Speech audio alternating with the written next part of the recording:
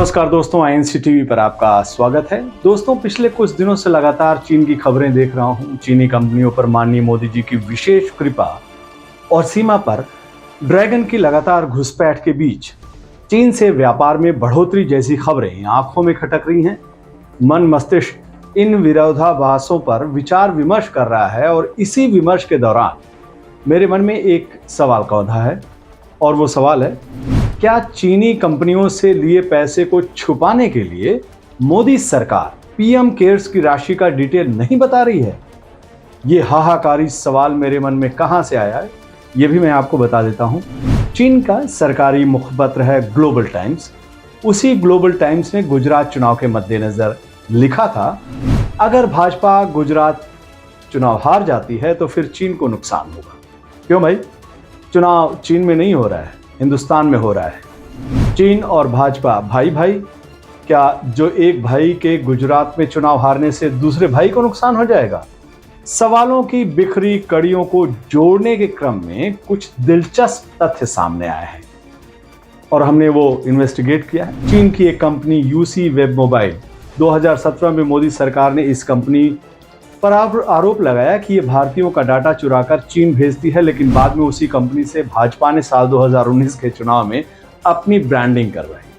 अब सवाल उठ रहा है कि साल 2017 से साल 2019 के बीच उस कंपनी से बीजेपी सरकार की ऐसी क्या डील हुई कि वो सीधे बीजेपी को चुनाव जिताने की जुगत में लग गई। एक और चीनी कंपनी का नाम ना सुन लीजिए और उसकी दास्तां आपको सुनाते हैं। चीन की एक बड़ी कंपनी है डोंगफेंग। दुनिया के कई देशों में इस कंपनी का कारोबार है।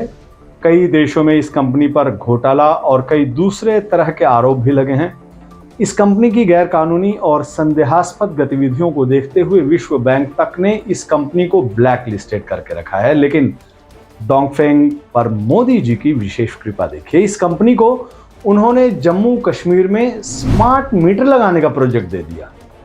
जिस कंपनी को विश्व बैंक और दुनिया के दूसरे देश अपने नॉर्मल शहर और गांव में काम करने के काबिल नहीं समझते हैं, उस पर भरोसा भी नहीं रखते हैं, उस कंपनी को मोदी जी ने कश्मीर घाटी जैसे संवेदनशील इलाके में स्मार्ट मीटर लगाने का ठेका दे रखा है।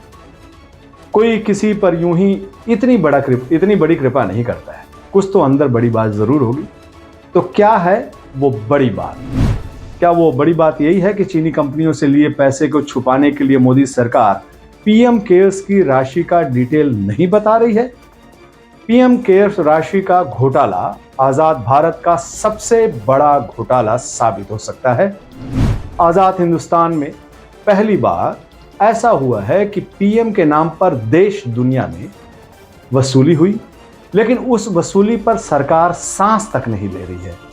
न वो जमा राशि के बारे में बता रही है, न जमाकर्ताओं के बारे में बता रही है, ना ही ये बता रही है कि वो पैसा आया कहां से और गया कहां। अब यही सामने आता है चीनी कंपनियों का मुद्दा। सूत्रों के हवाले से जो खबर आ रही है उसके मुताबिक चीनी कंपनियों ने मोदी सरकार पर अच्छा खासा इन्वेस्टमेंट किया है। कंपनियों को उम्मीद है कि मोदी सरकार रिटर्न गिफ्ट के तौर पर उन्हें फायदेमंद प्रोजेक्ट देगी और इस मामले में मोदी सरकार ने उन्हें निराश भी नहीं किया है। एक तरफ चीन के सैनिक सीमा पर हमारे जवानों पर हमला कर रहे हैं, दूसरी तरफ हमारे देश की मोदी सरकार चीनी कंपनियों को ठेके पर ठेके दिए जा रही है। ये सब जानकारी सोशल मीडिया पर मौजूद है। मुख्य धारा की मीडिया जरूर इन सवालों से कन्नी काट रही है, लेकिन सोशल मीडिया इन मामलों को लेकर मोदी सरकार पर हमलावर है। लेकिन अब तक ये सवाल कहीं नहीं दिखा कि क्या चीनी कंपनियों से लिए पैसे को छुपाने के लिए मोदी सरकार पीएम केयर्स की राशि का डिटेल नहीं बता रही है। दोस्तों, इस सवाल पर आपकी राय का बेसब्री से इंतजार है। नमस्कार।